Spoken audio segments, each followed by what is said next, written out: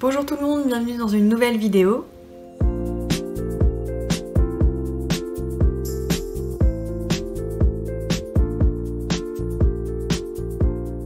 Aujourd'hui on se retrouve pour que je vous parle de mes lectures de février et j'ai fait honneur au challenge du souffle des mots en lisant soit des graphiques soit des petits romans. J'ai commencé le mois avec Le restaurant de l'amour retrouvé de Ito Ogawa.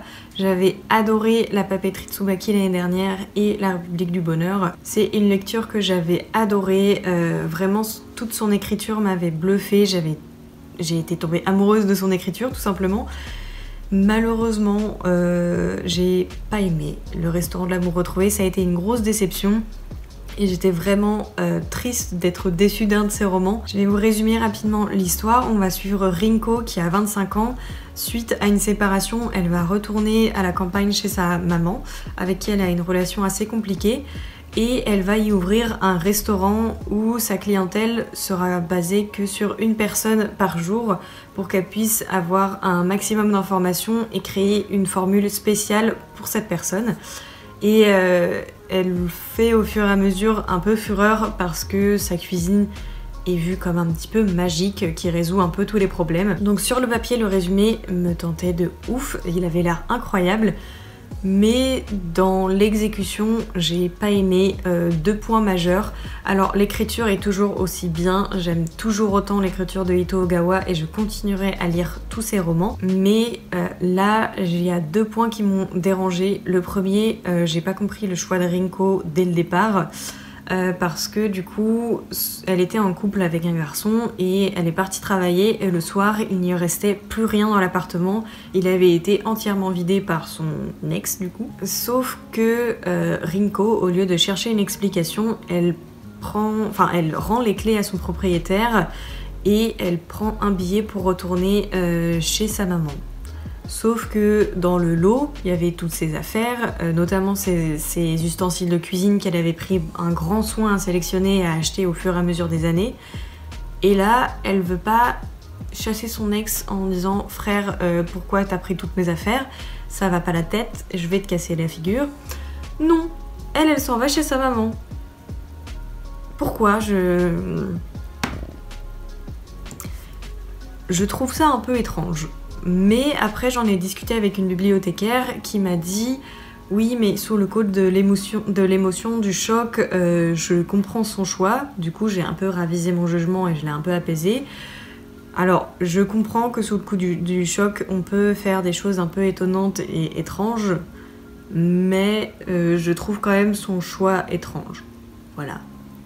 Et la seconde chose qui m'a fait définitivement vraiment pas aimer, et c'est ce point majeur que j'ai eu beau essayer de comprendre de toutes les façons possibles, j'ai pas réussi, c'est la scène l'une des scènes de fin qui fait preuve de violence animale. Et Rinko explique au fur et à mesure pourquoi elle fait ceci, cela, et j'ai essayé au maximum de comprendre ses choix, pourquoi ça avait été fait, comment ça a été fait, etc. J'ai essayé de comprendre tous ces faits et gestes et toutes ces explications, mais j'ai pas réussi à comprendre. Franchement, cette scène m'a écœurée, j'ai été dégoûtée du début à la fin, et vraiment, elle avait pas lieu d'être pour moi. J'ai vraiment...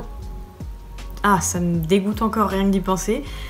Bref, j'ai vraiment pas du tout aimé ce roman. J'ai quand même aimé l'écriture de Ito Ogawa. J'ai juste pas compris ses choix. Bref, je continuerai à lire Ito Ogawa, je lirai ses prochains romans et j'espère que j'aimerai plus que celui-ci. Mais dites-moi en commentaire si jamais vous l'avez lu et votre avis dessus, ça m'intéresserait beaucoup. Ensuite, je vais passer rapidement sur les mangas que je vais vous présenter parce que j'en ai lu 4. C'est la suite d'une saga, donc il s'agit de Minuscule de Takuto Kashiki. J'ai lu les tomes 3, 4, 5 et 6. J'en ai fait un réel que je vous affiche juste ici avec mon Instagram. Si jamais vous voulez aller le voir sur Instagram, n'hésitez pas. Je vais passer rapidement sur cette saga parce que j'en ai parlé il n'y a pas très longtemps. C'est une suite de saga, donc ça sert à rien que je vous parle des aventures qu'elles vont vivre. Mais pour vous résumer rapidement l'histoire, on va suivre Akume et Mikoshi. C'est des petits êtres de 9 cm qui vivent dans un tronc d'arbre, qui se déplacent à dos de scarabée et qui vivent des aventures. Et vraiment c'est des petites histoires mignonnes, les dessins sont trop adorables. Donc c'est ce genre de petits dessins que j'aime beaucoup, c'est très réconfortant, c'est tout ce que j'aime, vraiment c'est...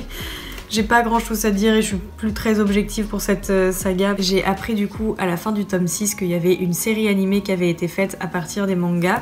Et du coup j'ai retourné internet pour la regarder à la suite de ces mangas. C'est ce que j'ai fait, j'ai regardé les 12 épisodes. J'ai adoré, c'était vraiment trop cool de les suivre encore et de les voir animés et de voir ce monde mis en couleur. C'était vraiment trop bien, Bon, j'ai vraiment adoré, j'ai pas d'autres arguments. Dans un tout autre univers, j'ai lu une BD sur Sherlock Holmes. J'ai découvert ça grâce au club de lecture auquel je vais dans ma ville. Et du coup le thème c'était Sherlock Holmes. La bibliothécaire nous a présenté cette BD. Il s'agit de Holmes de Cécile et Brunswick. Cécile a fait les dessins et Brunswick le scénario. Donc c'est Holmes 1854-1891 point d'interrogation. On va suivre le professeur Watson qui vient de perdre son ami Sherlock Holmes dans une bataille. Sherlock Holmes était en pleine lutte contre son pire ennemi, le professeur Moriarty, et ils sont tombés tous les deux dans des chutes d'eau. Mais il va découvrir au fur et à mesure que peut-être que ce n'est pas la vérité, que ce n'est pas la véritable mort de Sherlock Holmes. Ce qui m'a tout de suite plu, c'est déjà l'histoire. J'ai vraiment bien aimé ce petit twist et aussi j'ai adoré les dessins. Je vais vous en montrer quelques-uns. J'aime beaucoup la palette un peu monochrome comme ça, avec ces verts et c'est très sombre et ça s'assombrit au fur et à mesure. J'aime beaucoup, je trouve ça vraiment trop beau. J'ai emprunté les 3 premiers à la bibliothèque, du coup le deuxième c'est celui-ci, livre 2 les liens du sang, et le troisième c'est celui-là, l'ombre du doute, et j'aime énormément cette couverture, je la trouve... je sais pas, il y a un côté assez simple mais que j'aime beaucoup avec ce personnage et cette lumière un peu centrale au niveau de ce personnage et tout est noir autour. Bref, j'aime énormément. Donc là j'ai lu les 3 premiers que j'ai beaucoup aimé, j'aime beaucoup l'enquête qui se passe autour de la mort de Sherlock Holmes et de cet être un petit peu mystérieux qu'il était, parce que au final Watson se rend compte qu'il connaissait pas forcément bien son ami et j'ai trouvé cet aspect de l'histoire assez intéressant et dans la manière dont il le développe, j'aime beaucoup, et découvrir aussi Watson et découvrir au fur et à mesure ce que lui découvre en même temps que nous, j'aime beaucoup. Donc voilà, j'ai lu les 3 premiers et j'attends le 4e et le 5e avec impatience, mais pour l'instant la bibliothécaire qui me l'a présenté les a en sa possession et est en train de les lire, donc j'attends sagement, tout simplement. Par contre, je tiens à vous préciser que ça parle de drogue et de suicide, donc voilà, faites attention à vous quand même. Ensuite, j'ai eu un petit passage d'une semaine où j'arrivais plus du tout à lire, je m'intéressais plus à mes lectures. J'avais commencé Anne d'Ingleside de Lucy Maud Montgomery, du coup le dernier tome en date de Anne de Green Gables, qui est une saga que j'aime beaucoup. J'adore vraiment la plume de Lucy Maud Montgomery et j'adore Anne. Et j'étais très contente de retrouver sa petite famille et de découvrir la suite de ses aventures. Sauf que au bout de 80 pages, j'étais toujours pas entrée dans l'histoire. J'aimais bien ce que je lisais, mais ça m'intéressait pas assez pour que j'aie envie d'y revenir tout de suite. Donc j'ai préféré le mettre de côté pour pas trop m'en dégoûter tout simplement. Et je me suis posée et je me suis dit, qu'est-ce que t'aimes lire? Parce que j'avais vraiment envie de lire, même si j'étais pas trop intéressée. Bref, tout ce que j'avais dans ma pile à lire me faisait pas trop envie. Donc j'ai préféré me tourner sur ce que j'aime, les romans japonais. J'ai voulu quelque chose qui ressemblait un petit peu aux Mémoires d'un chat, que j'avais adoré. Donc j'ai cherché un petit peu sur Goodreads des romans un peu similaires. Et j'ai trouvé Elle et son chat de Makoto Shinkai et Naruki Nagakawa. J'ai vraiment adoré ce roman. C'est un petit roman choral où on va suivre des chats et des humaines. Je vais vous lire rapidement le résumé et je vous en parle après. Un chat au franc-parler amoureux de sa maîtresse, une chatte rêveuse abandonnée, un chaton perdu dans sa nouvelle famille d'accueil et un chat de gouttière railleur. Ils vivent à Tokyo, dans le même quartier, se croisent et fraternisent au gré des saisons.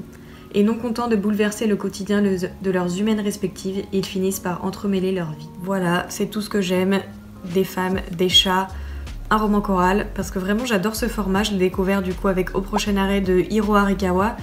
Et ça l'a confirmé dans ce roman. J'adore quand les personnages s'entremêlent comme ça, c'est vraiment trop cool. Donc c'est un tout petit roman qui fait 200... Ah non, même pas. Il fait 196 pages. Donc vraiment, c'est tout ce qu'il me fallait. Ça m'a remis dans ma lecture. Je l'ai emprunté, je l'ai lu dans la foulée en une seule fois, enfin d'une traite. Et j'ai adoré. À la librairie, j'ai vu une édition qui est incroyable. Une édition en anglais que je vous afficherai juste ici. Je la trouve trop belle. En plus, il y a des illustrations dedans. Donc j'hésite à me l'acheter quand même. Parce que vraiment, ça a été un petit coup de cœur que je pourrais relire. Parce que vraiment, ça a été un peu comme un petit bonbon. J'ai adoré. J'ai adoré tous les personnages, tous les chats étaient attachants, les humains étaient... Enfin les femmes étaient vraiment hyper intéressantes aussi. Bref, ça m'a redonné goût à la lecture et j'ai adoré ça. Je me suis pris un deuxième roman japonais à la bibliothèque dont j'avais vu beaucoup de critiques sur Goodreads. Il s'agit des Délices de Tokyo de Dorian Sukegawa. Là, on va suivre Tokue et Sentaro. Tokue est une vieille dame aux doigts mystérieusement déformés qui réussit le han, la pâte de haricots rouges, qui accompagne les dorayaki des pâtisseries japonaises. Sentaro, qui a accepté d'embaucher Tokue dans son échoppe, voit sa clientèle doubler du jour au lendemain, conquise par ses talents de pâtissière. Mais la vieille dame cache un secret moins avouable et disparaît comme elle était apparue, laissant Sentaro interpréter à sa façon la leçon qu'elle lui a fait partager.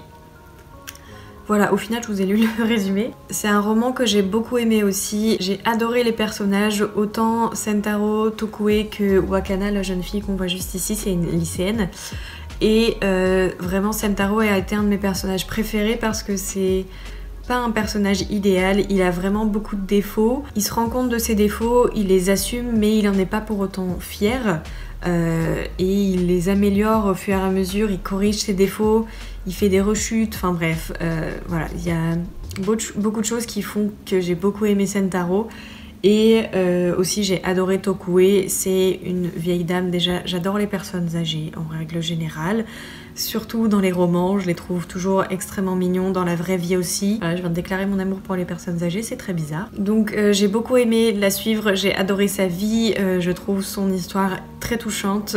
Le seul défaut que j'ai trouvé à ce roman, c'est sa longueur. J'aurais aimé qu'il soit un petit peu plus long parce que j'estimais que les personnages pouvaient évoluer encore un petit peu plus. J'aurais aimé savoir ce qu'ils deviennent. Après, quand j'ai posté sur Instagram mon avis du livre, du coup j'ai tagué l'auteur qui m'a répondu en commentaire et qui explique pourquoi le roman est court. Et son explication m'a fait vraiment assez mal au cœur. Je vais pas vous la dire parce que ça spoil un petit peu une partie d'un des personnages. Mais voilà, du coup j'ai un peu ravisé mon jugement, je comprends pourquoi il est court maintenant. Et bref, ça m'a beaucoup touchée qui publie quelque chose, enfin un petit commentaire sur mon post. Bref, allez le voir si jamais vous en avez envie. Mais en tout cas, lisez ce livre si jamais vous voulez découvrir la pâtisserie japonaise et même la cuisine japonaise en règle générale. C'est vraiment un roman qui a été hyper touchant. Encore plus, je pense, depuis que j'ai lu le commentaire de l'auteur. Et il a été adapté au cinéma, c'est vrai. J'avais pas forcément su qu'il avait été adapté. Je l'ai vu sur la 4e. Je crois que ça a le même nom, Les Délices de Tokyo, et ça a été réalisé par Naomi Kawase et il a été primé à Cannes. J'ai pas vu le film, mais en tout cas, je pense que je le regarderai un jour parce que j'ai vraiment bien aimé ce roman. Et enfin, le dernier roman que j'ai lu, je vous l'ai présenté dans ma pile à lire Mars au féminin, j'ai pas attendu mars pour le lire. Il s'agit des gens de Bilbao naissent où ils veulent de Maria Larrea. Ici, elle va nous raconter l'histoire de ses parents et son histoire à elle aussi. Ses parents, Victoria et Julian, sont tous les deux nés en Espagne, en Galicie. Victoria, elle a été placée chez les bonnes sœurs par sa mère parce que sa mère voulait pas s'occuper d'elle. Sauf que quelques années plus tard, sa maman avait besoin de quelqu'un pour s'occuper de ses enfants. C'est tombé sur Victoria, une belle enfance. Et Julian, lui, est né d'une maman prostituée et il a été confié aux jésuites par sa mère. Donc ils ont globalement 2 enfances nulles. Donc Maria Larrea va nous raconter l'histoire de ses parents ainsi que la sienne parce qu'à 27 ans, elle découvre quelque chose sur elle qui va bouleverser sa vie. Donc, alors globalement, j'ai pas aimé ce roman parce que j'ai pas du tout accroché avec l'écriture de Maria Larrea. Je la trouve très crue et violente pour pas grand chose. Le roman se divise en 2 parties. La première partie, du coup, elle nous raconte plus l'histoire de ses parents et sa petite enfance.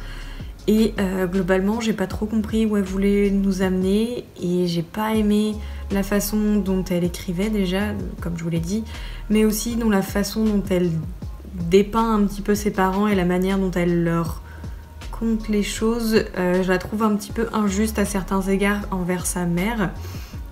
Mais après, je comprends et j'ai bien aimé la seconde partie parce qu'il y a toute une enquête sur le secret qui a été révélé à Maria Larrea. Et vraiment, j'ai beaucoup aimé cette partie. Je l'ai trouvée très intéressante parce que c'est un sujet qui m'intéresse beaucoup. Je vais pas vous le révéler parce que sinon je vous spoil le livre, donc ça sert à rien. Mais au final, ça m'a pas forcément fait aimer le roman parce que vraiment, j'ai eu un blocage avec son écriture. Parce que vraiment, je la trouve limite vulgaire sur certains points. Mais après, une écriture vulgaire, c'est pas forcément signe de mauvaise écriture. Mais là, juste, parfois, elle était vulgaire, mais pour pas grand-chose. Bref, j'ai pas du tout accroché avec son écriture. Donc, j'ai été un petit peu déçue parce que le roman avait tout pour me plaire. J'adore les histoires qui se passent en Espagne, notamment sous Franco. Je l'ai beaucoup étudié pendant mes études, donc c'est quelque chose qui m'intéresse beaucoup, la guerre civile, le franquisme, etc. Mais là, vraiment, pourquoi cette écriture? Bref, j'ai malheureusement pas aimé. Et j'ai été un petit peu déçue, je l'ai dit à la maman de mon copain, du coup je lui ai fait un petit peu mon retour, parce qu'elle me l'avait demandé. Et du coup j'attends encore sa réponse. J'ai été grave déçue de pas aimer un roman qu'elle m'a offert parce que je savais qu'elle l'avait choisi avec beaucoup de soin. Et en vrai, il avait tout pour me plaire, hein. Vraiment le sujet me plaisait de ouf. Et j'étais sûre d'aimer, mais voilà, l'écriture, elle pouvait pas savoir que ça allait pas me plaire. Bref, voilà, si jamais elle voit cette vidéo, c'était un bon choix, mais juste l'écriture de Maria Larrea... non. J'espère que cette vidéo vous aura plu. N'hésitez pas à me dire ce que vous en avez pensé en commentaire. Et moi, je vous retrouve très vite pour une prochaine vidéo. Salut!